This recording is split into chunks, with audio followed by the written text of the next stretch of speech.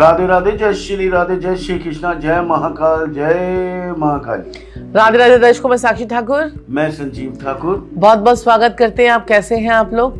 आज हम आपसे बात करने वाले हैं पितृदोष के बारे में, जिसके लिए बहुत से दर्शकों के मैसेजेस आते रहते हैं संजीव जी कि पितृदोष, जो हमारी कुंडली में पितृदोष है, हमारी कुंडली में ये दोष है, स्त्री दोष है, और जो है राहु का दोष है, बृहस्पति का दोष है, गुरु चंडाली हो गया। बहुत सारे दर्शकों के ऐसे मैसेज आते रहते हैं और सारा कुल मिलाकर सब कुछ ये होता पितृदोष ही है। जी जी। और साक्षी जी, अवश्य ही पितृदोष ऑलमोस्ट हर एक पत्रिका में होता है।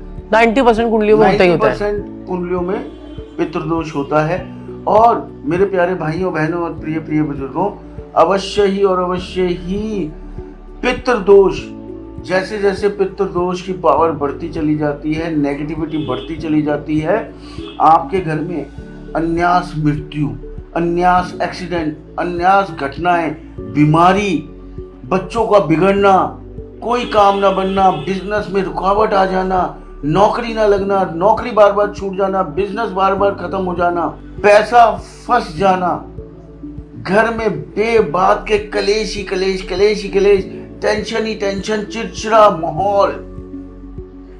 मतलब जैसे जैसे पितृदोष की पावर या नेगेटिविटी बढ़ती जाएगी, आप उसका उपाय नहीं करेंगे, आपके जीवन में आपके मूड स्विंग होने लग जाएंगे, आपका मन उचाट रहने लग जाएगा। कहते हैं मन खुश ना हो तो तन भी खुश नहीं है, और अगर तन खुश नहीं है तो धन भी खुश नहीं है। ये मैं आपको बहुत बड़ी बात बता रहा हूं। तो पितृदोष कैसे, किस प्रकार से और क्यों, कैसे हम इसे दूर कर सकते हैं, पितृदोष कैसे कैसे होता है, ये सारी बातें आज हम आपको बताने जा रहे हैं। जुड़े रहिए। तो साक्षी जी, किस प्रकार से जैसे पितृदोष, देखिए संजीव जी, जैसे कुंडली में जो है ना, हमारे जैसे राहु भी अगर हमारे 5वें घर में बैठ जाए, 8वें घर में बैठ जाए, 9वें भाव में बैठ जाए, और जो है इस प्रकार से राहु की नेगेटिविटी दूसरे भाव में बैठ जाए राहु, तो कई बार जो है हमारे को पितृदोष जो है उत्पन्न हो जाते हैं। और कई बार कुंडली में सूर्य शनि इकट्ठे होते हैं तब भी दोष हो जाते हैं, तब भी मंगल बद बन जाता है। तो मंगल बद कह लीजिए, नजरों का दोष कह लीजिए, या पितरों का दोष कह लीजिए। तो कुंडली में बहुत सारे ऐसे कॉम्बिनेशन ऑफ प्लैनेट्स होते हैं जिससे जो है आपका पितृदोष जो है वो बन जाता है। और ये पितृदोष कैसे बनता है, जैसे कि अगर आप, पहले तो लोग कहते थे कि हाँ भाई, किसी आपने ब्राह्मण का कर्जा आपने दिया है, ब्राह्मण को आपने उसका बुरा व्यवहार किया है, तो आपका ये दोष बन जाता है। मैंने तो ऐसी जगहों पे देखा है कि जैसे चौथा होता है, कोई बंदे की मृत्यु हुई, चौथा हुआ, परिवार के लोग लड़े जाने प्रॉपर्टी के चक्कर में, वहां पर चौथा हो रहा है, यहाँ पर लड़ाई झगड़े हो रहे हैं, वो भी आगे जाके आपका पितृदोष में कन्वर्ट हो जाता है। ऐसी ऐसी चीजें जो हैं लोग जो है करते हैं। यहाँ पर माँ मरी हुई है, वहां पर वो, यहाँ पर लड़ाई झगड़े हो रहे हैं, तो यहाँ पर ऐसी ऐसी चीजें हमारे आगे जाके हमारा पितृदोष में कन्वर्ट हो जाती हैं। आप कुत्तों को बेवजह मार देते हो, कुत्तों को आप गाड़ियों के नीचे ले जाते हैं, तो ये भी चीजें हमारी आगे जाके पितृदोष में कन्वर्ट हो जाती हैं। तो वो पहले तो एक संजीव जी कहावत होती थी, कहते थे कि जैसे कि अगर बिल्ली मर जाती थी तो कहते थे सोने की बिल्ली जो है चढ़ाते थे, तब जाके पितृदोष शांत होता था। तो आजकल ऐसी चीजें नहीं है। देखिए, दुनिया हमारी बड़ी एडवांस हो चुकी है, तो हम कुछ ऐसे छोटे छोटे घरेलू उपाय भी कर सकते हैं जिससे आपका पितृदोष जो है वो समाप्त हो जाता है और आगे जाके आपको दिक्कत परेशानी नहीं आती है।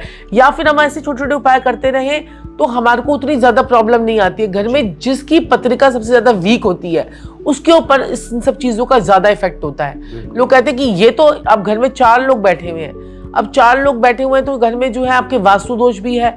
अब 4 लोग बैठे हैं तो चारों में से एक के ऊपर ज्यादा इफेक्ट आ रहा है, बाकी के ऊपर नहीं इफेक्ट आ रहा, यानी कि उसकी दशा महादशा ऐसी लगी हुई है कि उसका जो है सब कुछ बढ़िया चल रहा है। जिसकी कुंडली की वीक ज्यादा होगी, यानी कि जिसके ग्रह ज्यादा कमजोर होंगे, उसके ऊपर ये ज्यादा असर जो है चीजें करती हैं। तो साक्षी जी, अवश्य ही अब उपाय भी बता देते हैं। और संजीव जी, एक और चीज मैं दर्शकों को बताना चाहूंगी कि जब जब ये होली दिवाली आती है या ऐसी चीजें आती है, तो ये पितृदोष त्योहार आते हैं, तो हमारे पितृ जो है वो जागृत हो जाते हैं। या फिर आप जब पितृदोष पर आप उनको कोई शांत नहीं करते हैं अच्छी तरीके से, जब पितृपक्ष आता है तब भी हमारे साथ में ये प्रॉब्लम आती है। तो हम आपको आज ये 5-7 कुछ ऐसे उपाय, आपको बढ़िया बढ़िया ऐसे उपाय बताने जा रहे हैं जिससे आपका पितृदोष समाप्त तो होगा ही होगा, और साथ ही साथ में आपके आने वाली जनरेशन जो है वो भी सुखी होगी।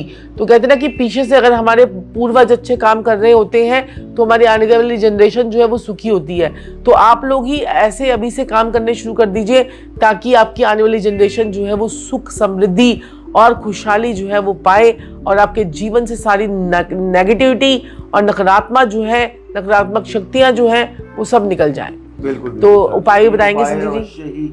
क्या करना है आपने, अमावस्या वाले दिन आप गीता का जो 13वां अध्याय है वो पढ़ सकते हैं। 3 रोटी बनानी है आपने। पहली रोटी गाय को, दूसरी कुत्ते को, तीसरी पक्षियों को डालिए। और संजय जी कई बार ना लोग ना पक्षियों को जब रोटी डालते हैं ना तो घर की छतों पर डाल देते हैं। जी जी जी। आपको जो रोटी है या हरी मूंग की दाल है तो छत पर डालने से अवॉइड कीजिए, पार्क में डालिए। जितना आप अपना ये जो भोजन है अपने घर में ना देकर बाहर देंगे तो वो बाहर से तृप्त हो जाएंगे। आपके साथ में शक्तियां वहीं पर नहीं घूमेंगे फिर आपके घर में, तो वो भी जो है ना कलेश मचाने का कार्य जो हमारे घर में करती हैं। ये तो है। अवश्य ही दूध लेना है। दूध में आपने काले तिल मिलाने हैं। अमावस्या वाले दिन ये आपने जाके पीपल के पेड़ पे चढ़ाना है और पीपल के पेड़ की आपने 5 परिक्रमा करनी है। मात्र ये उपाय करने से आपका पितृदोष दूर होगा, नेगेटिविटी दूर होगी। नहीं साक्षी? बिल्कुल संजीव जी। और एक बहुत ही बढ़िया एक और उपाय मैं बता देती हूँ आपको, जो बोनस होगा आप लोगों के लिए। तो आपने क्या करना है कि जब भी अमावस्या पड़े तो आप ये डेली रूटीन बना लीजिए। देखिए कौवे को, पक्षियों को जो है आप पनीर भी खिला सकते हैं, कौवों को पनीर डाल सकते हैं, दही डाल सकते हैं। जिनकी 7.5 चल रही होती है, जिनको जो है ढैया चल रही होती है, उनमें भी उनको आराम आएगा। और साथ ही साथ में आपने क्या करना है, एक नारियल का गोला लेना है। नारियल के गोले में 2 चम्मच काले तिल, 2 चम्मच सफेद तिल, 2 चम्मच घी, 2 चम्मच बूरा चीनी डालकर आपने जो है उसे आपने बंद करके, अब मेवे घर में पड़े हुए हैं 2-4 मेवे तो वो भी डाल दीजिए, उसे बंद करके आपने जो है किसी पीपल के पेड़ के नीचे रख के आना है।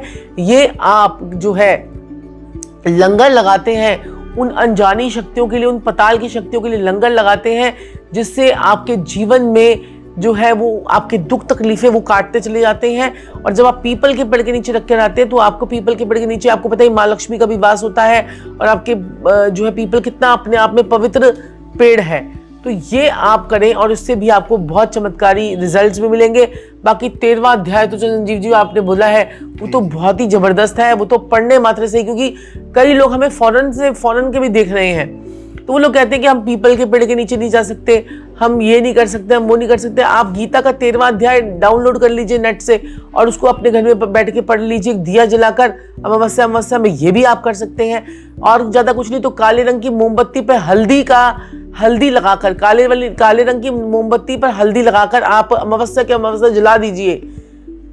आप देखेंगे कि आपके जीवन में चमत्कार को नमस्कार आप करेंगे और देखेंगे आपके जीवन में कितनी पॉजिटिविटी जो है वो आती है। बिल्कुल। तो ये उपाय हैं जिनको करने से सुख, शांति और समृद्धि आती है। और चैनल को लाइक, सब्सक्राइब, शेयर जरूर कीजिएगा और हमें ऐसे ही इंस्टाग्राम पे, फेसबुक पे, यूट्यूब पे फॉलो करते रहिएगा। और आप लोगों के इतने सारे प्यार का और आप लोगों के इतने सारे स्नेह का बहुत बहुत धन्यवाद। अगर आप फ्री कुंडली एनालाइजेशन करवाना चाहते हैं तो हम लोग रोज 10 से 10:30 में हमारा प्रोग्राम आता है फ्री कुंडली एनालाइजेशन, जिसमें हम आप लोगों के कमेंट्स भी लेते हैं, आप लोगों की कॉल्स भी लेते हैं। तो जल्दी से हमारे साथ जुड़े और अपने जीवन को साकार करें। आज के लिए इतना ही। राधे राधे, जय श्री राधे, जय श्री कृष्णा, जय महाकाल, जय मां काली। राधे राधे।